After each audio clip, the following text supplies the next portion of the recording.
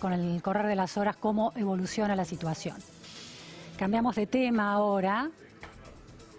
Deuda, la negociación. Dos preguntas en este caso. Martín Guzmán se endeuda nuevamente con el FMI para tratar de alcanzar un acuerdo con los acreedores. ¿Y qué pasaría si en este contexto de epidemia global que entorpece mucho parte de los diálogos y de los encuentros, no se logra un acuerdo y Argentina se acerca al IFAD? ¿Cuál es el impacto real en la economía? Estamos con Federico Furias, economista, para analizar este tema. Gracias, Federico, por estar aquí. ¿Qué tal? Un placer. Bueno, Federico es director de estudio EcoGo. La primera cuestión es en relación a las propuestas que la Argentina, a través del ministro de Economía, Martín Guzmán, intentaría hacerles llegar a los acreedores, y el apoyo del FMI, que según versiones periodísticas estaría dispuesto, o por lo menos Argentina le solicita que ponga recursos, fondos, para ofrecerles un sweeter, un endulzante a los acreedores, y así aceptan una postergación de los pagos de intereses durante años bastante considerables. Sí, claramente ahí hay tres jugadores: el gobierno, los acreedores privados, que son los bonistas, y el Fondo Monetario Internacional, que el Fondo Monetario de alguna manera se alineó con Guzmán en esto de que la deuda tiene que entrar en un terreno sostenible, sí, es decir, el proceso de endeudamiento. Sí, dijo, no es sostenible la deuda así como está. No es sostenible, sí, en estos niveles y en esta dinámica, y además, de alguna manera, respaldó esto que viene diciendo Guzmán, de que no hay margen para hacer, ni del lado económico ni político, para hacer un ajuste fiscal más fuerte, ¿no?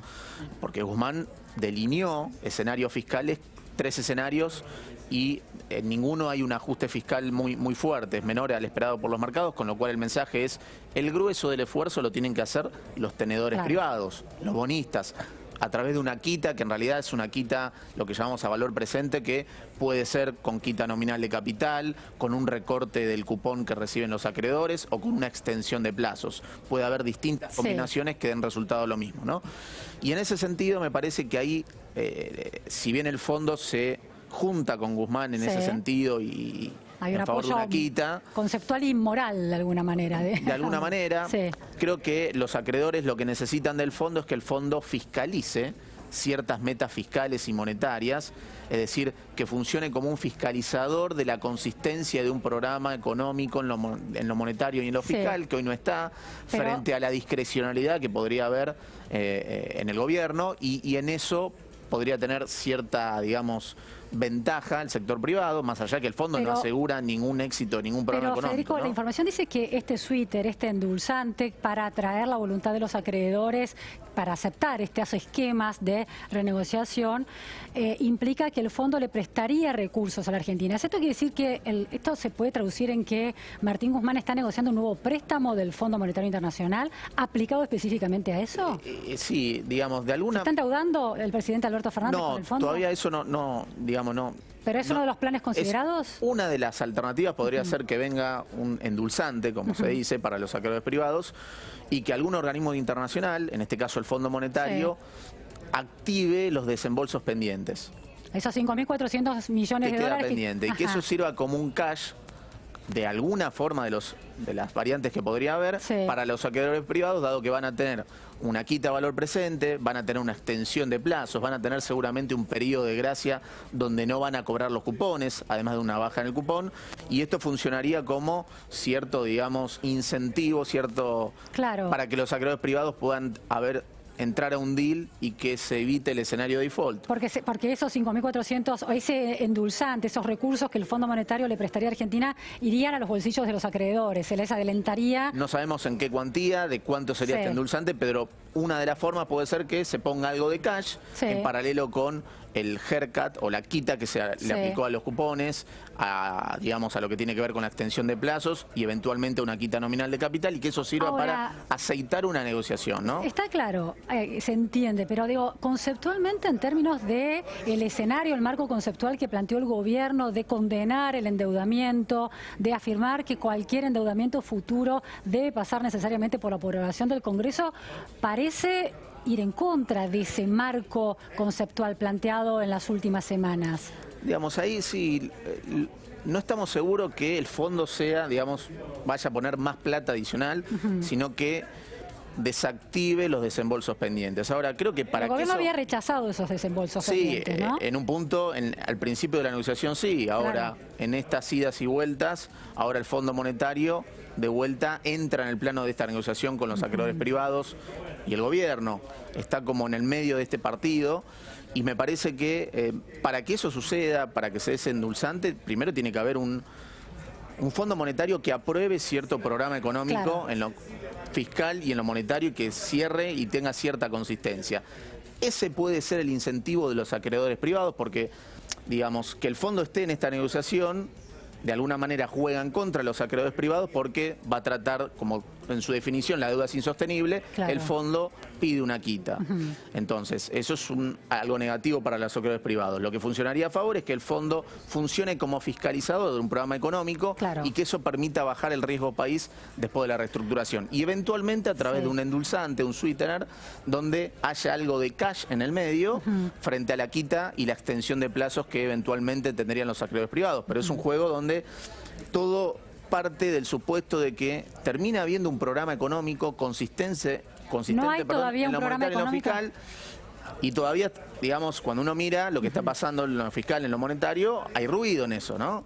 Si bien el gobierno en un principio dio una señal muy importante cuando aumentó retenciones, más allá del impacto negativo que eso tiene para el sector, y desindexó las jubilaciones, el 60% del gasto primario a la inflación pasada, y una señal fiscal importante. Ajuste por el lado de las jubilaciones, obtención de recursos, digamos, por el lado de las retenciones. Si bien ese ajuste tenía un efecto redistributivo, porque el aumento en la mínima era mayor al que se hubiese dado, pero en promedio ponderado el aumento es menor al que se hubiese dado. Y por otro lado el déficit de enero, que se vuelve a generar. El déficit de enero fue una muy mala señal, claro, ingresos creciendo por debajo de gastos. Esto que se está, digamos, estudiando, el aumento de las retenciones de 3 puntos a la soja, se da en un contexto donde el tipo de cambio real, si bien viene de nivel medianamente alto, se viene atrasando. Venimos perdiendo competitividad porque nuestros vecinos devalúan más rápido la moneda frente al shock internacional del coronavirus. Argentina, como tiene más inflación y es una moneda más inestable, le cuesta devaluar tan rápido. Entonces va a ir a los precios. Perder competitividad, los precios de los commodities están cayendo por la aversión global al riesgo y encima se le pone más retenciones al campo.